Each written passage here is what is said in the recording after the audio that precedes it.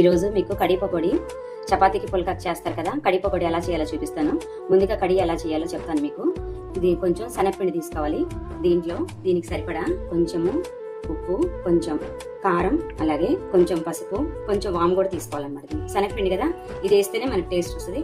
అలాగే కొంచెం సోడా, ఇవన్నీ వేసుకొని మనం బజ్జీ పిండి ఎలా కలుపుకుంటాము అలాగే కొంచెం వాటర్ వేసుకొని కలుపుకోవాలి. ఎలా కలుపుకోవాలో మీకు చూపిస్తాను. చూడండి, ఇలాగ కలుపుకోవాలి. ఇలా చూడండి, ఇందులో నీళ్ళు పోసుకున్నాం కదా, ఇలా కలుపుకోవాలన్నమాట. ఇలాగ చిన్న చిన్న కడీస్ లాగా వేసుకోవాలి.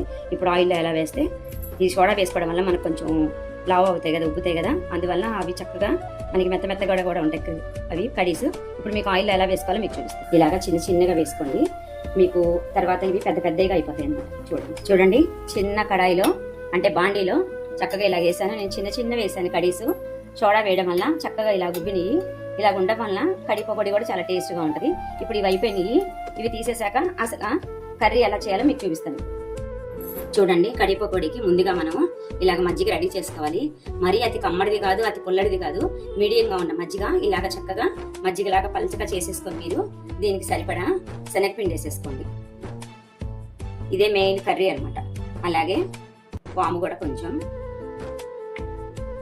పసుపు, ఉప్పు, కారం ఇవన్నీ వేసుకొని చిలికేసేసుకోండి. ఇప్పుడు మీకు కడి పకోడీ ఎలా చేయాలో కర్రీ చూపిస్తున్నాను. ముందుగా ఒక నాన్ స్టిక్ పాన్లో అలాగా కొంచెం నూనె పోసుకొని నూనె కాగంగానే ఉల్లిపాయ ముక్కలు వేసేసుకోండి.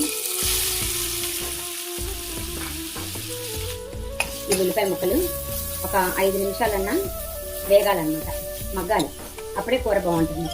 ఇవి ఎంతవరకు మగ్గాలో నేను మీకు చూపిస్తాను. చూడండి, ఉల్లిపాయ ముక్కలు ఇలా చక్కగా మగ్గిపోయినాయి కదా. ఇప్పుడు మనం ఇందులో ముందుగా రెడీ చేసుకున్నాం కదా మజ్జిగలో శనగపిండి అవన్నీ కలిపినవి, అవన్నీ ఇలా పోసేసుకోండి. దీన్ని ఒక 10 నిమిషాలు ఉడకనివ్వండి. దీనిలో కొంచెం ధనియాల పొడి వేయాలి. గరం మసాలాలు అవేమి వేయకూడదు, ధనియాల పొడి. ఈ కూర కొంచెం స్వీట్గా ఉంటేనే బాగుంటుంది, అందుకని దీనికి తగ్గ సరిపడా కొంచెం పంచదార కూడా వేసుకోండి.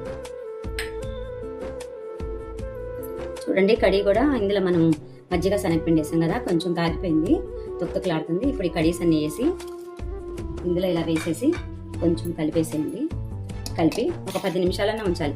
ఎందుకంటే ఇప్పుడు మనము ఈ కడి పకోడీలు వేసాం కదా, వీటికి ఈ శనగపిండి, మజ్జిగ, ఉప్పు, కారం అంతా పట్టాలన్నమాట. ఒక 10 నిమిషాలన్నా పొయ్యి మీద ఉంచితేనే మీకు ఆ టేస్ట్ అనేది బాగా వస్తుంది. 10 నిమిషాలు అయ్యాక ఎలా ఉంటుందో కూర మీకు చూపిస్తాను. చూడండి, కడి పకోడీ రెడీ అయిపోయింది. కొంచెం నూనెలో కారము, ఎండుమిరపకాయలు వేసుకొని ఇలా వేసుకోండి. కూర చూడడానికి కూడా మీకు డిష్ చూడడానికి కూడా చాలా అందంగా ఉంటుంది. చూడండి, ఇప్పుడు మీకు అంతా కడి పకోడీ రెడీ అయిపోయింది. ఇదిగోండి, చక్కగా మెత్తగా ఉడికిపోయింది కూడా. ఇది కూడా మీకు చిక్కబడింది. చూడండి ఇలాగా కడి పకోడీ రెడీ అయిపోయింది. చూడండి, కడి పకోడీ రెడీ అయిపోయింది. చాలా టేస్ట్గా ఉంటుంది. మనం ఇలాంటివన్నీ ఇంట్లో చేసుకుంటే బయట హోటల్స్ కూడా వెళ్ళక్కర్లేదు, చక్కగా ఇంట్లోనే రెడీ చేసేసుకోవచ్చు. దీన్ని మీరు పుల్కాలో కానీ చపాతీలో కానీ తినేయచ్చు. వేడి తినండి, చాలా సూపర్గా ఉంటుంది.